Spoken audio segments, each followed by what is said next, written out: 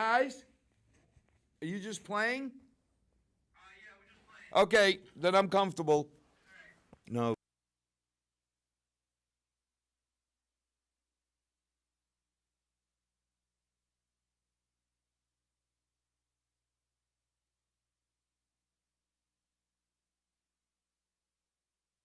Do you have something to say? Once it's said, you can stop talking.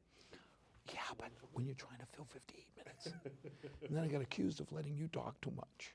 And I was like, guys, it wasn't me letting. Yep. Somebody found it on YouTube. 3-minute clip.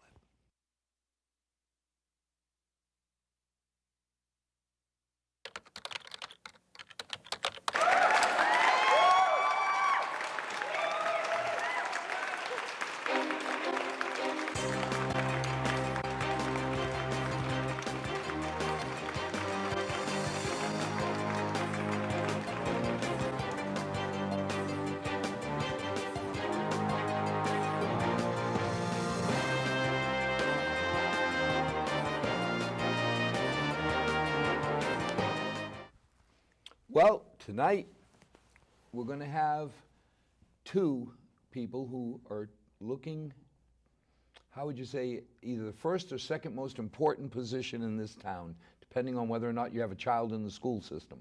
But I think everybody will agree that between the selectmen and the school committee races, those are the most important positions in this town, and I would say the most demanding. And my hat's off to both candidates for stepping up. Too many times you see people complain about how things aren't perfect, but you never see a lot of people saying, I'm willing to fix them. Tonight we're going to introduce you, you probably already know if you're from Milford, both of the candidates, but we're going to introduce you to two people who are standing up and willing to help the town and have been helping the town. So why don't we start with introductions? Al, Brian Murray, glad to be here. Thank you for having me on your show. I'm Patrick Holland, and thank you very much for having me this evening. So you've been here, you know I start off with this, and I end with the same question. Brian, you won the toss, Oh, yes. so you go Yes. first. Okay, all right. I'm from Milford. Why should I vote for you? Well, I mean, you know, I've been a selectman for 5 terms now. I've been there 15 years. Certainly covered a lot of different issues over those years. I think I've tried on every issue to research it as best I can, to find out as much as I can, to try to be fair on every issue, and just make the most educated, reasonable decision in the best interest of the town going forward.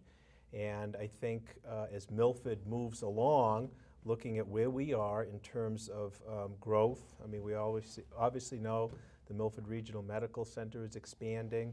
That whole corridor is going to be changing. We're going to be confronted with a lot of different issues. And I think that I bring the kind of educated, responsible diversity of opinion, which I think is very important to the Board of Selectmen and the town of Milford at this time. Pat, same question. You know, Al, I have a set of professional experience, excuse me, that's not currently represented on the Board of Selectmen. So I've spent almost 14 years working in retail, development, and marketing. And so my roles in those jobs, whether I was working for large corporations or consulting with large corporations, is to help their independent retailers, the people who sell their wares, be more successful. And so I have a retail focus, I think, that doesn't exist on the board today. And when I say retail, I mean more than just selling wares. Retail includes retail banking, it includes restaurant businesses. And so I'm very business-minded, I am development-minded. And quite frankly, I believe that we are at a crossroads right now in Milford. I am concerned at the lack of development that's happening in the center of our community, in the center of our community. And I have a skill set that I believe can be used to help correct that, or at least start the process of correcting that. I really do think that we lose something as a committee, as a community, when the center of our community is a place that people don't socialize, people don't shop, people don't engage with one another. You know, it's very hard with all of the expansion that's happening on the periphery of our town.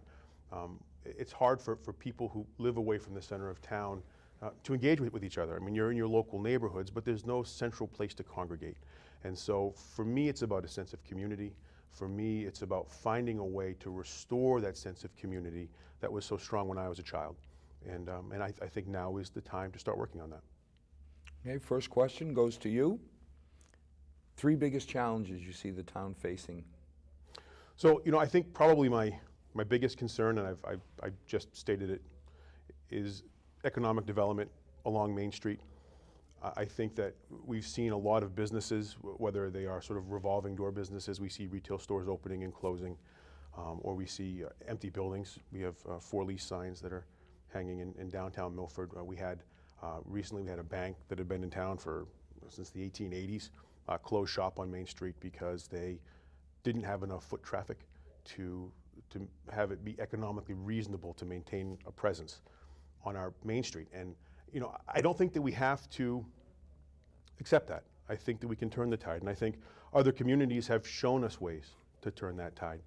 If you look at a town like Westboro, they put together a long-range development plan. They know how much retail space they want to have, and they're having a renaissance of sorts happening along Main Street in Westboro. And so I think what it takes is planning. I think that we need to have a long-range development plan. We need to have people working on economic development that are willing to look at all of the issues on the table and find the right mix of policies and incentives to help spur business along our Main Street. And so I would say that that's our first priority. My second priority is technology. As a member of the school committee, we've been struggling mightily with technology, have been for the past 4 or 5 years. The town took over the role of hiring a central IT person, and there was a board that was put together with members from both the town and the school department, and they struggled to find someone who was appropriate to handle all of the IT challenges that we have in Milford, and that broke down, and those departments were separated. And so now we are duplicating IT services across the community. So we have someone who is responsible for IT that works for our public safety. We have another person who's responsible, or will be responsible once that person is hired, for handling our IT challenges in the town hall, for the highway department, and for the library. And there's a third person who's going to be responsible for handling IT challenges in the school department. And for all of the companies that I've worked with and all of the companies that I've worked for, that's a structure that's untenable. I've seen, and what I've seen work well is a situation where there's one person who has the IT infrastructure skill set and the ability to plan outward, to bring machines to end of life, and to analyze what software is necessary.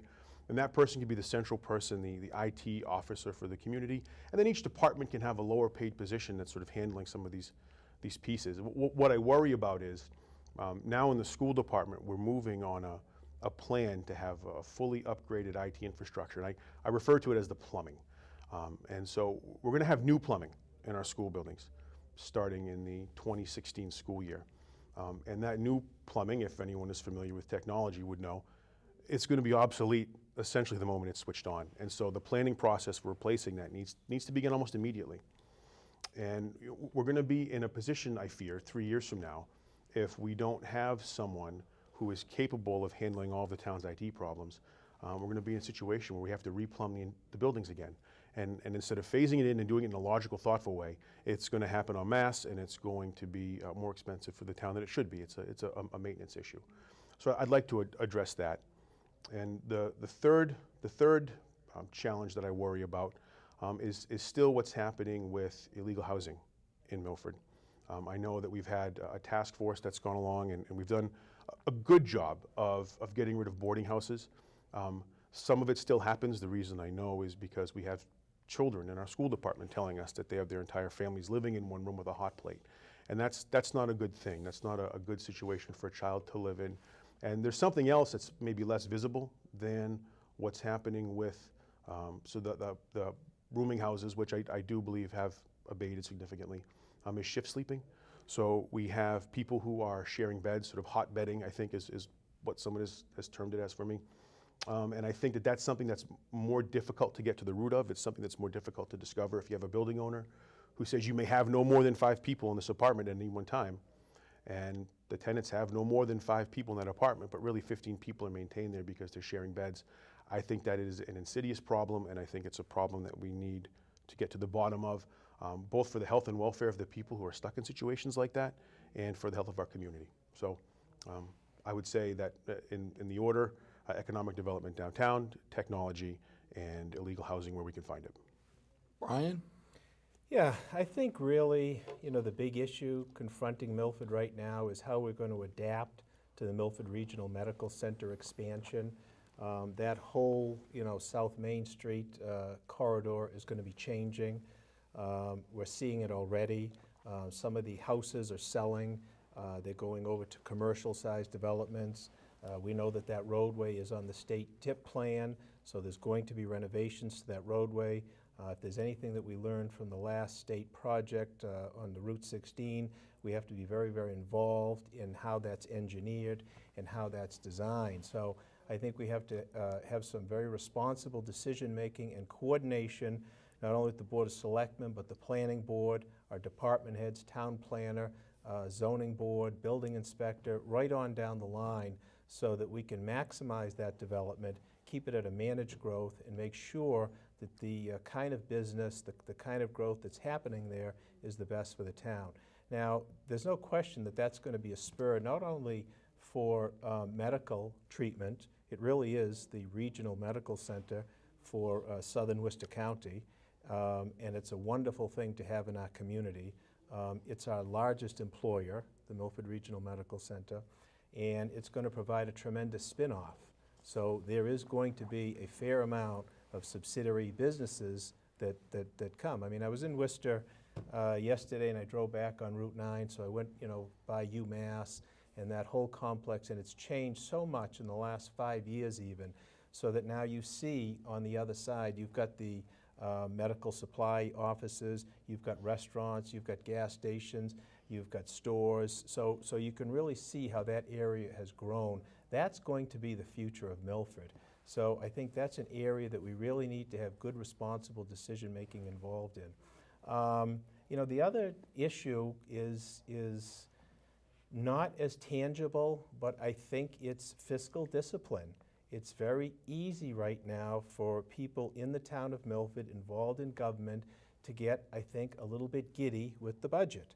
I mean, let's face it, we're in good financial shape, but that does not happen overnight. That's happened through years of careful planning and coordination with the Board of Selectmen, with the Finance Committee, with our town accountant, our town treasurer, and it's evolved into a financial department. So we're reaping the benefits of that along with the continued economic and commercial growth that the town has realized, because new growth has been substantial the last 3 to 5 years. That has contributed greatly to our budget, and it does put us in a good financial position. The problem is going to be, I think, keeping the brakes on spending sprees. So when you're talking about new departments, when you're talking about, whether it's technology, human resources, I think we really have to be careful as to what we really need, not in fact what we might want. Now, if you're talking about identified projects that could be an issue for the town, I suppose it might be a gambit of maintaining some of the capital areas that we have. We've done a nice job of improving our infrastructure over the last 10 to 15 years. The library has been with us for many years, the police station, our fire stations. We've got to work to continue to maintain those, to keep those in good shape. We're just coming off a tremendous project with the federal government in terms of Cedar Pond. We can't forget about that. That feathers right into our stormwater regulations, which is a huge boogeyman on the horizon from the federal government. So we really need to focus on keeping our stormwater systems clean of the phosphorus, working towards maintaining the work that was done at Cedar Pond. Added to the list, Middle School East, of course, a huge project that, I don't know where that's going to go right now, but that's on Main Street. So that's a big issue. The youth center, All of that is going to be, I think, to try to maintain the existing infrastructure that we have. Well, we'll start with the next question with you. Okay? We're reading everything about the budget on Beacon Hill, and a lot of people are worried that we may not see the growth in local aid, or you may see cuts. If we start getting cuts in local aid, how do you suggest we deal with them? Well, first of all, I guess, I mean, the news that I think coming out of Boston, that the governor is actually committed to increasing local aid, maybe at the cost of schools or education, I don't know. So I don't know that that's really something that's probable, but it's certainly possible, as it is every year. And the best way that I think that can be addressed in that particular area is the same thing every year. Don't allow your community to become dependent upon state aid.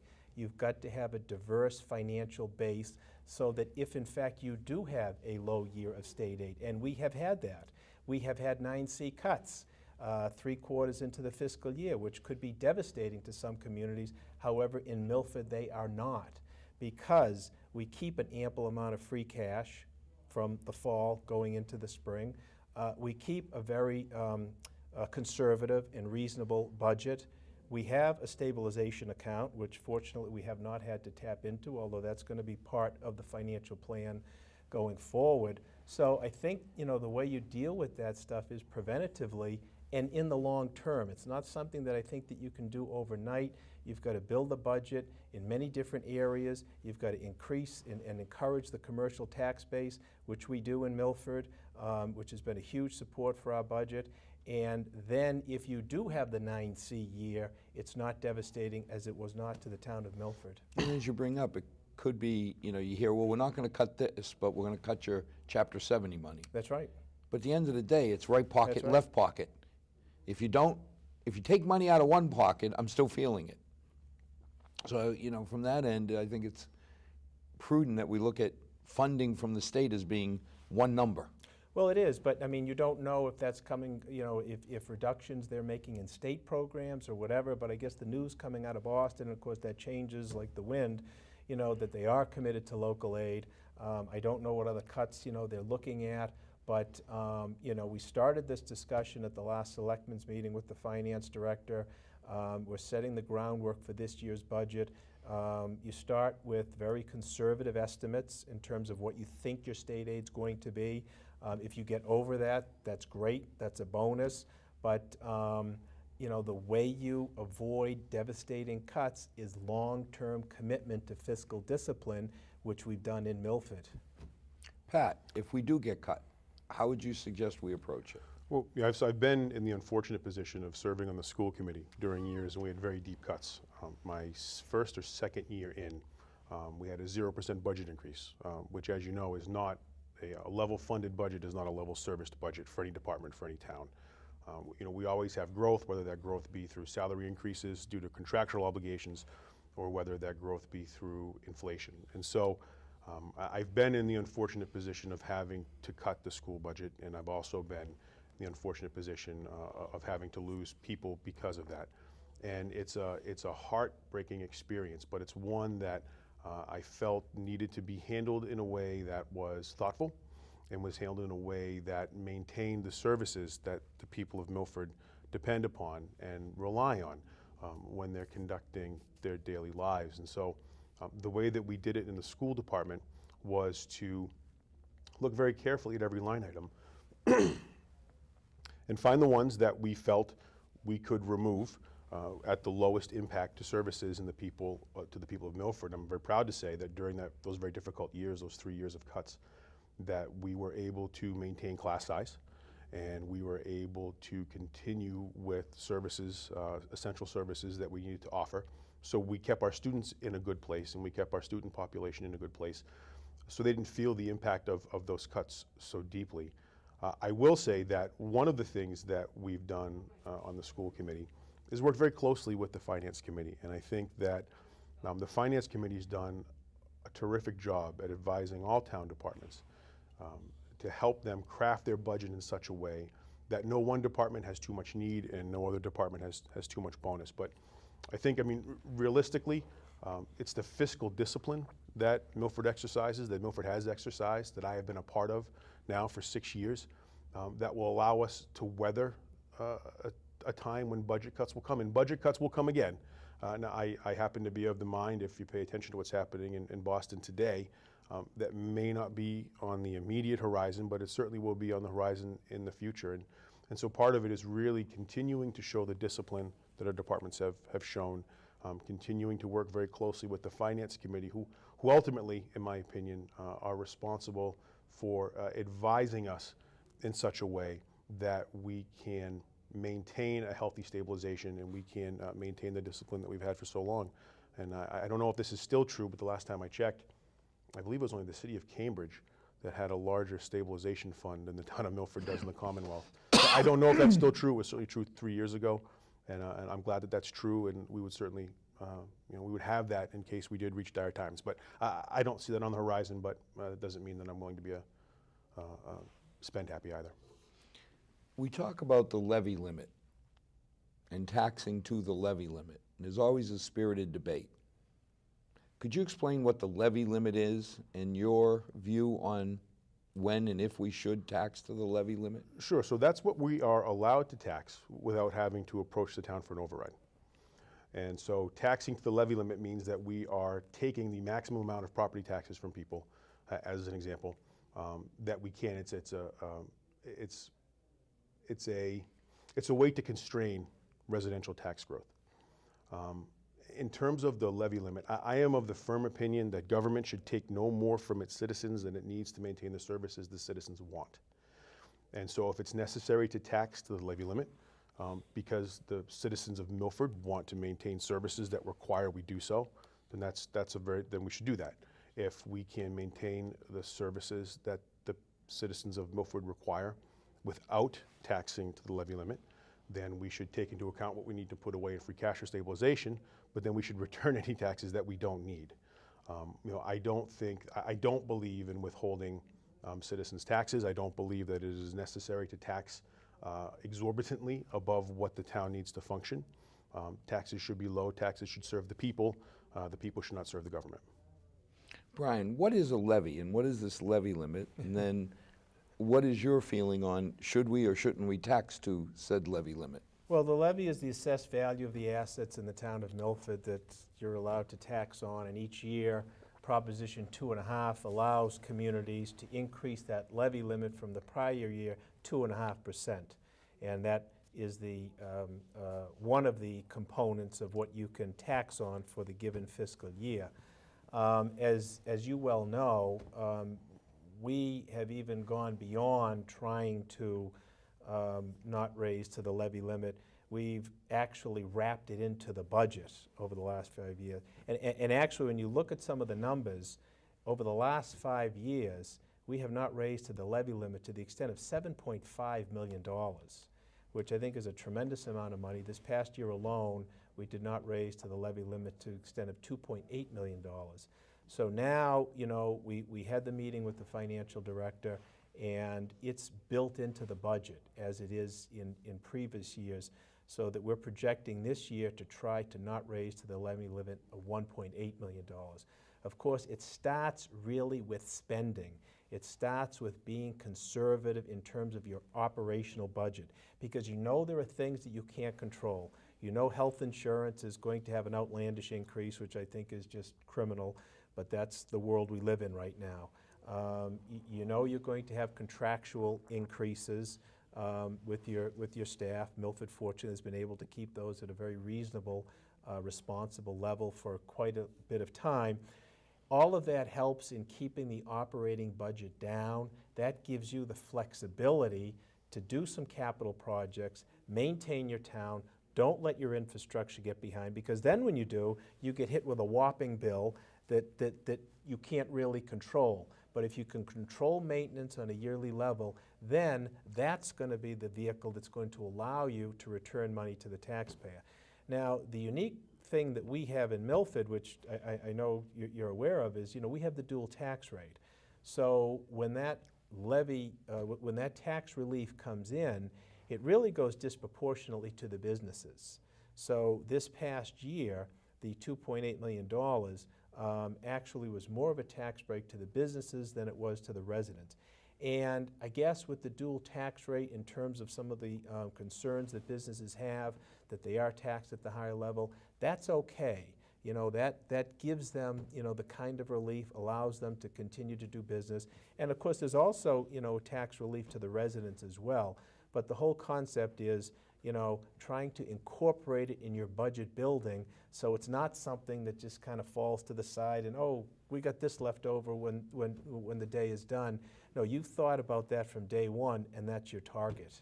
So the levy really is, if you, in layman's terms, the sum of all the property taxes we get from industrial accounts, commercial accounts, residential accounts, and then excise tax, all thrown into one? Well, no, the levy limit is one component. Then after that, you have to take new growth. Then after that, you have to take local receipts, and then state aid. So those are your four components of your revenue side. But when we talk about the levy, which is we control through spending, that really is what we tax everybody living, doing business in Milford.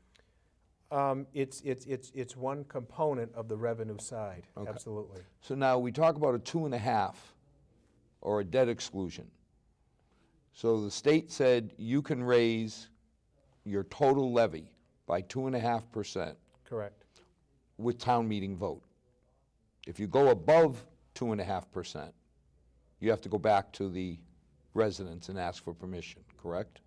Right, or Proposition 2.5 override? Yep. Yes, and that's what a lot of communities do. I mean, we just saw that in Mendon and Upton for their school system. In fact, they've done it a few times over the last few years. And unfortunately, many communities are in the position of doing that. Basically, they're saying, you know, the levy that we're allowed by law to tax our residents and our businesses is not enough to keep our town services running. Keep up with our spending. With police, fire, schools, and so forth. So that's why they're going to the taxpayers and saying, hey, you know, this is the full amount that we're allowed to tax, and we need to ask you for something else. In Milford, consistently, we've done the opposite. We've said, okay, this is the most that we could tax you, but guess what? You know, things are running, you know, as well as they are. We're going to reduce that amount. So you have a 2.5 override, and then if you have, that's forever. You do a 2.5 override, you're building it into the budget, Right, it never goes away. right. Then you have a debt exclusion. If you want to build a specific item for 20 years, they add on. Right. So a debt exclusion, and lots of communities use that to, you know, build a school or build a fire station, something like that. And you're right, it's just a targeted debt for that specific project. we've got a and town it that has a finite time. after they take your tax increase, they say, oh, by the way, here's a $500 extra bill for our school. Yeah. That's not Now- Milford. That's a different town you're I was talking going to say, about. it's not us. Right, Now- Right. Do you ever see yourself voting for a 2.5 or a debt exclusion, and what would trigger it? I mean, you know, it's difficult to try to envision all of the situations that you could be confronted with. It's dangerous, I think, to give out a blanket statement. It's easy to say, oh, I would never vote for a tax increase. I would never vote for Proposition 2.5 override. But I don't know how responsible that is. I mean, I think what you do is, over time, you work very consistently to maintain your budget conservatively and keep your infrastructure up to date and properly running, so you're not confronted with that question. I think that's how you do it proactively. Pat, same question. What would trigger you to ever support a 2.5 override or a debt exclusion? It would certainly be an extraordinary event. I think that if we were to get to the point, especially in the town of Milford, where it was necessary to consider a Proposition 2.5 override, there would have been, in my opinion, there would have to have been many years of department-level mismanagement that got us there. I think that it would be the result of us not thoughtfully thinking about the way that we are developing businesses within our town, not thoughtfully considering the way that we should stimulate more economic growth to take advantage of our dual tax rate. We would have to ignore some of the infrastructure problems that we've had. We would have had to have used cash or used the taxpayer money frivolously to build things the town didn't need or perhaps didn't necessarily want. I think that there would be a number of years of mismanagement that would have to occur before we got to the point where it would be necessary to consider something like that.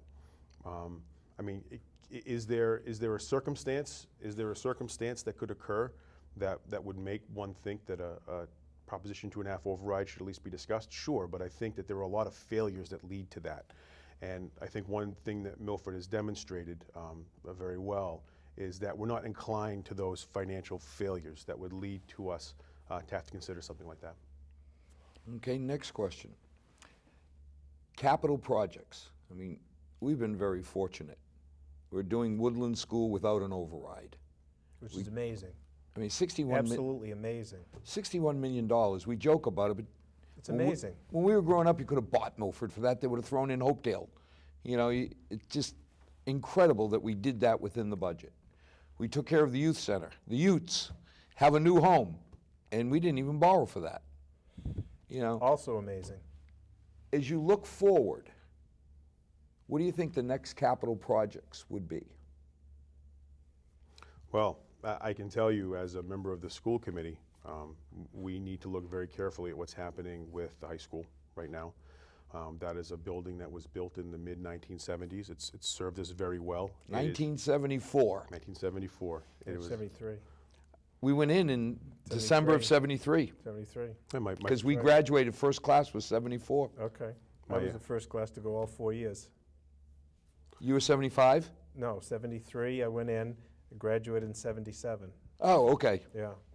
My father served in the school committee when that building opened. Yeah. As a matter of fact, so that building it's at capacity now, and so that's something that we have to think very very thoughtfully about. I think with the Woodland School building, and it is amazing that we can handle that without an undue impact on our budget, on our town budget. It's a $102 million budget, I believe, in 2016 or 2017.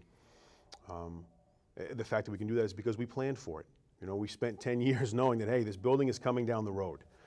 This is a capital project that we're going to have to be able to take care of.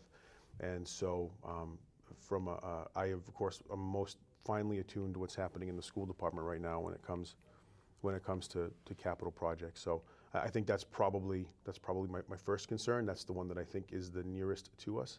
And it's probably the one that we're going to have to start planning for very, very soon. As a matter of fact, in one of our last budget meetings, I was speaking with the members of the school committee, and I said it's probably time that we look at another long-range educational plan.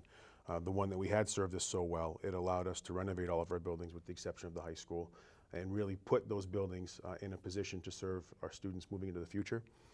When that new building opens, when the new Woodland building opens, it's going to be the largest elementary school in the Commonwealth of Massachusetts.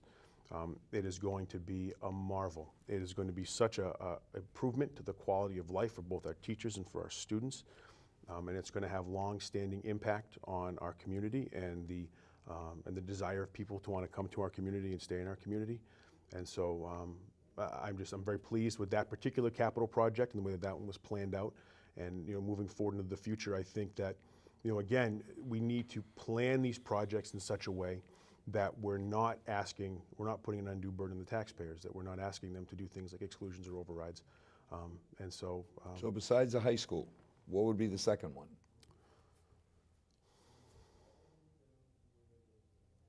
Not that the high school isn't a big enough project. the high school's a big project.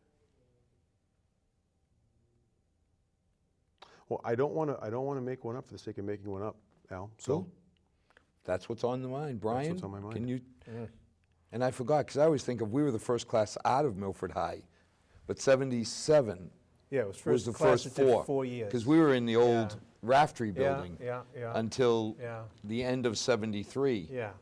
So it opened in September '73, and do you remember what it was like? I mean, I remember going there, and I was 13 years old. I didn't know what the heck was going on, and the place was huge.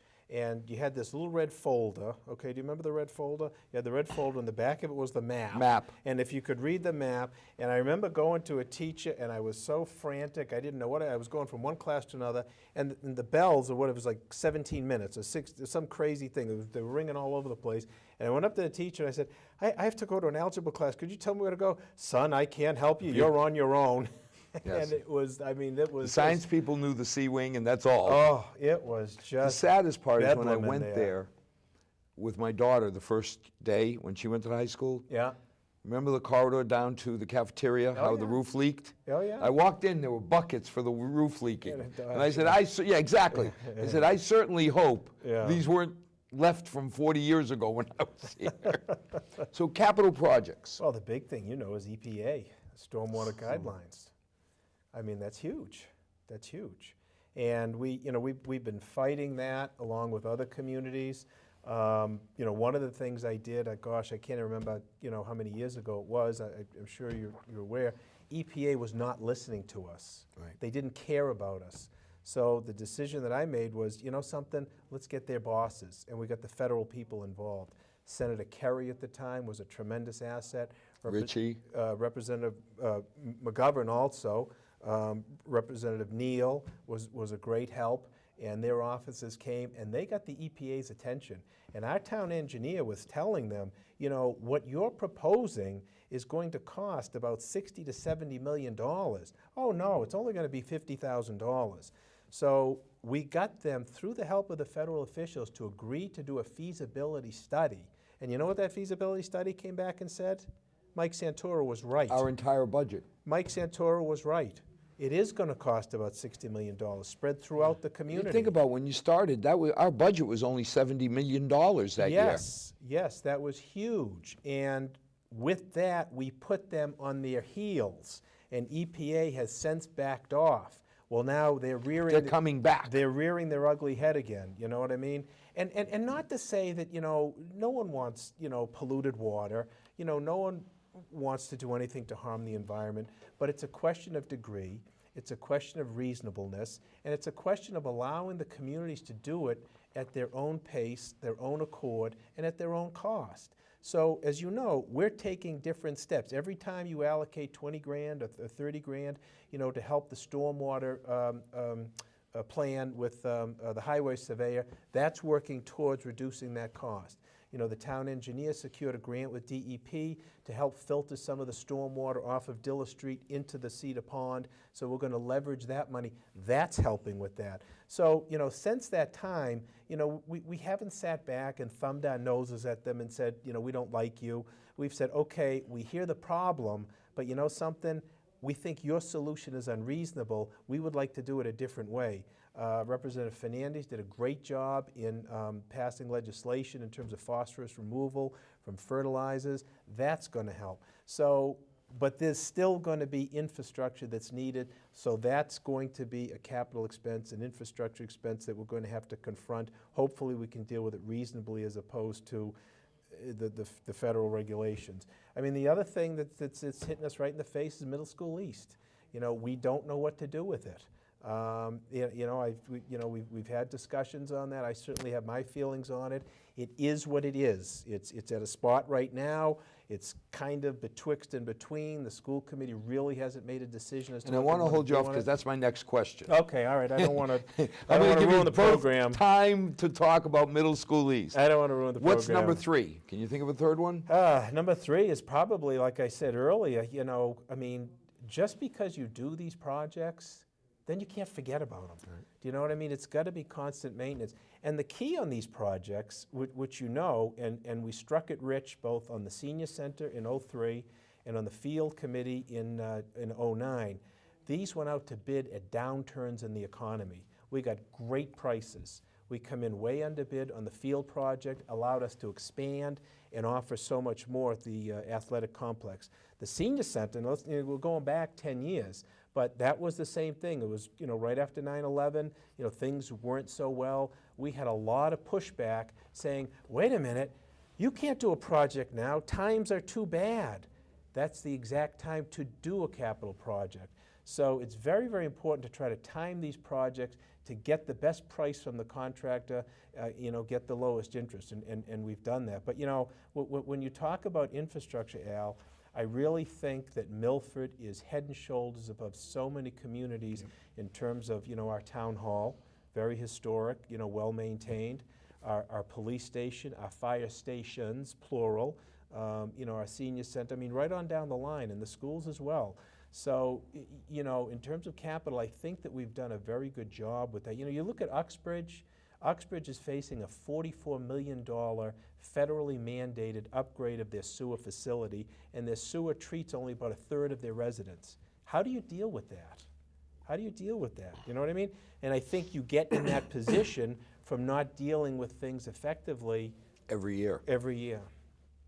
Next question. Now, Middle School East. Okay, all right. Here you go. The question's to you, and people don't understand what is the issue and what options do we have. Your thoughts?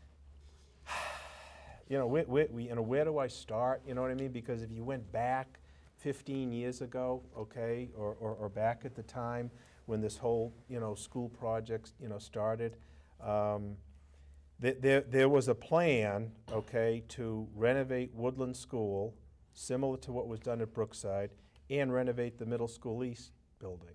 And there was 72% reimbursement at the time. We're all patting ourselves on the backs. We're getting 50% reimbursement right now. Well, guess what? Back then it was 72% reimbursement. And conversely, there was the idea of this, grand Woodland School project. And unfortunately, I think, I don't think it was the correct decision. It was a majority, but it wasn't a 2/3 vote at town meeting to upgrade, Woodland and Middle School East. We needed the 2/3 vote. It didn't happen. So now we're off to the Woodland School project, and that's proceeded very well, and it's going to be a remarkable school, and there's no question about that. But we're left with this Middle School East, which was something that was said from day one. I think, the school department really has first shot at that. Legally, it's still under their jurisdiction. I think that there's some creative things that the school department could do to continue to utilize it, to try to bring in revenue, which could go to supplement their budget. But we have this other committee that I think is going to, hopefully be providing other options. So, I guess I guess the best direction on this is let's see what this Middle School East Study Committee comes back with. Let's see how that works with what the school department's needs are and maybe the town's needs. But if the town wants to keep that building, Al, big renovation cost at 100 cents on the dollar. Mm-hmm. So that's what we're going to be confronted with. But even to maintain it, we're hearing it's $300,000 or I don't know that it costs that much to maintain it. What do you mean in terms of utilities and that? Utilities and just general maintenance. I'm trying to get a straight number. Yeah, I don't know that it's oil heat or I don't know that the cost I don't know of the real maintenance is number. I that keep high. hearing 200 to I 300. I think the problem with the place is to renovate it, to renovate it, bring it up, your windows and, all Well, of but then you're stuff. talking $10 million. Oh, yeah. Yeah. So the Pat. line item budget to keep the building warm and to keep the water flowing through it, what we're planning on saving by not having to do that this year, I think it's $198,000. It's right in that area. To maintain it as a school building, the cost is much higher. There are other things that we have to do. When you say saving, now I'm confused. Also, utility costs. So if that building comes offline and there's no longer being maintained by the school department for some purpose, I believe the budget without children in it. So in No, I 2016, understand, for whatever but reason, if we maintain one. One way or another, the school's going to pay 62% of the maintenance. Well, right? Well, this is true. Because if you think about it, let's say it's $100 to maintain the building. That comes off the top. The school committee gets 62%. Now are you talking about operational maintenance? Because if you close the doors, you've got zero. You still have to heat it, don't you? You still have to maintain it. Well, that's what I'm saying. Are you talking about operational Yeah. maintenance, or are you talking about renovating? No, it? not rent. Just Okay, so just if you keeping closed the door just and keeping- said we're not going to use it. Yep. Well, everything I hear is we're still going to use the gym. Everybody's saying we got to keep the gym.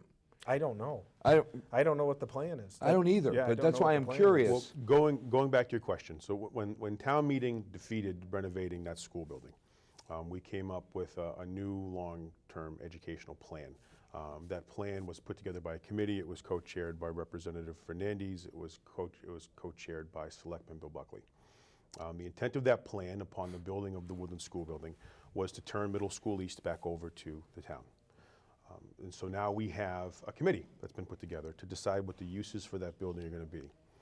And unfortunately, we're finding that the uses aren't as expansive or as broad as we initially would have wished. Now, I don't serve in that committee, but obviously I pay attention to it. It's important. So the cost for, my first thought is always, well, we could use assisted living. We have a senior population that we could service through a building like that. Unfortunately, the cost of renovating a building for those purposes would be $5, $6, $7 million. It's just, it's not economically reasonable for a developer to come in and to put a service like that into the building. To update it to make it a more modern school building, again, we're looking at multi-million dollars to put into that building to make it a school building. And so I think right now what the committee that's looking at this is sort of falling upon is some sort of a mixed use town building. By mixed use, I don't mean, I don't mean retail and housing. By mixed use, I mean we're running out of room in town hall. So could that alleviate some of the space issues? We have a pre-K program at the high school. Could that alleviate some of the space issues? And these are some of the things that are being worked through by the committee that's looking at it. And I hope that they'll come to a good solution. I had wished, frankly, that we could put the building back on the tax rolls. But there's so many parking issues there that it's very difficult. It's a tough nut to crack. And so I hope that we can come away with a solution that benefits the town and also doesn't become a tax burden to the population. I wish I was young, thin, and have hair. I don't think I'm going to see that come to fruition. I mean, nirvana is somebody comes in, wants to buy the building and put it on the tax roll, and they're willing to pay all the renovation costs. I can dream, but I look in the mirror, I see a fat old bald man. I don't see young, thin with hair. If you know someone, Al, please tell them to come on in and buy it. Do you remember what the Oliver Street School got sold for? No, I was away. $5,000. Yeah. Okay. $5,000. So I mean, that was, that's the track record you have. You know what the fire station on South Main Street got sold for? The $20,000. I was going to say, aren't we happy if somebody will buy it, just to put it on the tax roll? So I mean, that to me, was evident, but there were other arguments at the time, and regardless, we're at where we're at, Yeah. for whatever reason. It's not my choice to be where we're at, but any of these uses that you're talking about, whether it's mixed with the town or whether it's solely for the school, I don't want to tell you, Al, but you're going to have some good FinCom meetings because the budget is going to go right up dealing with that. Well, It's a big problem. It's a big problem. The minute you change its use, it's no longer grandfathered. Right, well, depending on the level of renovation that you do. There are certain uses that we can. It's still Escape not, before it's renovation. not going to be measured in six figures. It's going to be in the millions, no matter which way you shake, trying to redo the building. Oh, yeah. So you're right. This is like, It's a big problem. we sat for It's gonna 10 be a big years problem. planning for Woodland. We're going to have to plan for this one. Recent topic, bus loop in Milford. Thoughts? So I am generally very supportive of public transportation. I'm an advocate of public transportation. I think really it has an opportunity to serve two populations or subpopulations of the Milford community. That would be seniors and people with developmental disabilities. Giving someone who has a developmental disability an opportunity to get around town, to be able to go to work and to come back home and to give them a measure of independence is an enormous benefit, and it's something that we should do for our children and for our citizens. I think it's very important. I love the idea of having an opportunity for seniors to be able to move more freely around town. So I am absolutely a proponent of it. Of course, I'm very concerned about how we pay for it, as we are anything else, and how the routes are structured. So I attended the public forum, and it was obvious that many proponents of the bus loop came to the public forum. It was a very good presentation from the MWRTA. I always make mistakes. MWRTA. So they had a very good presentation. They showed us some options, some potential options. They talked about some budget items. There were some options that I thought worked really well. Sort of a loop that stayed in Milford, I think, is a great thing. There were some other options where they were to start the bus loop in Framingham and then filter through, go through Milford and back to Framingham. That one I'm more concerned about.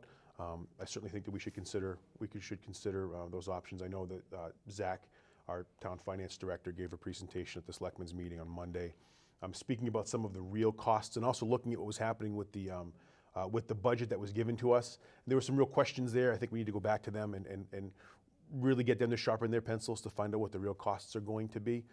So I am greatly supportive of it, but we need to sharpen our pencils and find the right way to pay for it. I think I know where you stand on it, but comments?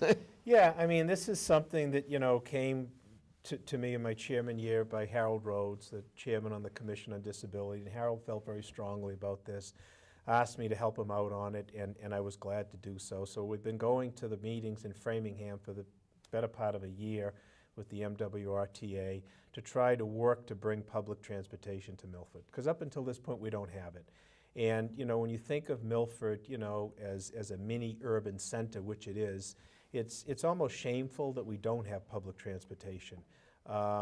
So part of this process was the public forum that Mr. Holland referred to, and that was put on by me. And we had representatives from the MWRTA there. We also had Representative Fernandez there, and the idea was twofold: to give people a basic idea of what we're looking at. The details aren't done right now, but just give people a basic proposal of what it is, and then to get their thoughts, to see if this is something that makes sense. It makes sense on a bunch of different fronts. The Chamber of Commerce is fully behind it, which is great to get a diverse business group like that. So if you want to talk about, stimulating business and helping Main Street and helping the economy, this is a large component. Obviously, the Milford Regional Medical Center is looking to this, both for its patients and its work staff. So there are a lot of benefits to the community for this. The MWRTA, it's a number. So right now they're telling us it's going to be $250,000. All the other towns in there basically get a 50% reimbursement. Actually, it's a 50% surcharge off of their state reimbursement because they have T stations either in their town or they border a T station. Milford doesn't have that. So we would be solely funding this amount. Representative Fernandez is working hard to get Milford into what they call the catchment area of this transportation authority, this transit authority, so that we would share a state reimbursement of 50%, be on the same footing as the other communities. So that would reduce the cost. The Milford Regional Hospital, through their Chinar program, is offering a grant, and we think we're going to have a large probability of success in obtaining that grant. So, when you take these factors into consideration, the budget nut becomes, much less larger than the full sticker price. But, I think it's something that really needs to be examined. I think it's something that we need to discuss. And ultimately, I think it needs to go before town meeting to let town meeting debate and vote on it. Well, town meeting would have to, because they'd have to fund it. Absolutely. My question, it's like motherhood. It just seems like, do you want to help the people who don't have cars, who need help? How can you say no? I haven't heard it. And it's also maybe potentially keep some cars off the road. There may be some people who are going to commute to Milford Regional who won't drive. So, if we can take some cars off the road, so much the better. But you're right, there are a lot of people that are homebound, whether they're elderly or disabled, and this would be a route for them to go to a restaurant, to go to a store, to get out. And Just to have some independence. Have some independence, absolutely. And my question is, is going to be, are we going far enough? One bus running around every hour, is that enough? Well, part and parcel with that program is also a van dedicated to supplement our senior van. Right now we have the senior van, so folks can call the senior center if they want to go to the grocery store, get a doctor's appointment or whatever. Medical appointments have priority, and lots of times people, can't get service because there's only one van. So part and parcel of that would be an additional van. We'd have to pick up the cost of a driver, but then now the senior center would be operating 2 on-call vehicles, which would greatly help that aspect of it. Okay. Well, I started with Brian, so I'll start with you this time. Patrick, I'm from Milford. Why should I vote for you? You know, Al, if you're from this community and you love this community, you can't be happy with what you see when you drive down Main Street. You can't be happy with the fact that the center of our community has been left to develop without a direction, and you can't be happy that there's no plan in place to try and correct it. There are examples around us in many other communities of places where they found ways to revitalize their downtown, and that adds more than just business, more than just restaurants, more than just retail banking to their Main Street, but it also adds back a sense of community. You know, we haven't had a community development office in this town in quite some time, ever since the grant money dried up for, you know, putting up awnings and streetlights. And so, you know, I think that we lose a sense of community when all of the wonderful things that we have aren't accessible to people who may or may not know about them. We have a bike trail, we have a beautiful, wonderfully new dredged pond that we can use. And you know, I think that we can do a lot to restore our sense of community. I think it starts with a long-term plan for developing our downtown area that includes economic growth all along that Route 16 corridor. And it continues along with a community development office that is uniting the various properties and principles in town. So we're all working together, and we are promoting Milford, and we are letting people know that this really is a community that is worth investing in, that is worth staying in, and is worth raising a family in. Ultimately, you know, I want my children to settle back here and come to my house for dinner on Sundays, you know, when I'm 85 years old. Should I be so lucky to live that long? So I believe I have a unique set of experience, professional experience, and I can help that along. Brian, 58 minutes ago, if somebody forgot when I asked you, I'm from Milford. Why should I vote for you? Well, I mean, just to touch base on that point, I mean, the irony of the Community Development Block Program, and you know we had it in Milford for close to 20 years, we didn't get the grant because we've achieved so much success downtown. It built parking lots, it built sidewalks, it put in drainage, it built streets, it helped out businesses. So, you know, the next step on that is to try to regionalize with some other communities. And one of the things I asked the town administrator to do to see if we could partner with Mendon, with Upton, to try to get a community development block grant in on a regional basis. But, you know, when you look at the downtown, it might not be the downtown of 1960, but what community is? It has evolved, it has changed with the time, and there really aren't vacancies on downtown. You know, the funny thing is, a lot of people talk about downtown, they have all the answers. You know, I'm the one person that works downtown. I have a building downtown. I walk downtown all the time.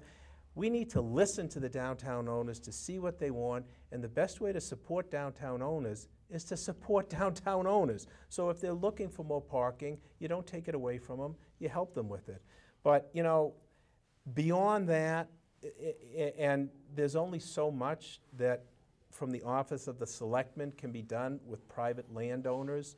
There are so many other decisions that have to get made. From a perspective that I have, and you know, I mean, I try to learn as much as I can about every issue, regardless of where it affects, and I try to make decisions that are reasonable and in the best interest of the community as a whole. And that's what I've been doing for 15 years. I'd like to think that I have at least a partial degree of responsibility for the success of Milford that we've all talked about here this evening, and I'd like to continue to do that work. Well, I say thank you, and as clarification, I think we finally came up with the definition of a Milfordian. Because I looked at my daughter and I said, okay, you're 4th generation Milford, and most importantly, you live within 2 miles of your mother. So that makes her a true Milfordian. But we should take our hats and tip them to these 2 individuals and to every other candidate who's willing to stand up and donate time, energy, and be proud to have their families here. My grandson is now the 5th generation of my family to live in this little town. And I'm very proud to be a resident of the center of the universe here. So we do thank you for everything, well, both of you have done on the school committee. You gotta look way Oh. back. That was a long time ago. Not just selectmen, but you know, you both have done so much for the town. As always, I'll never ask you to vote for any candidate, but I will beg you, as always, get out and vote. Get to know the candidates for all the offices, but especially the selectmen and the school committee, who really do affect so large part of our life. And as always, to our 6 loyal viewers, may God bless, good night, and may tomorrow be a better night than tonight.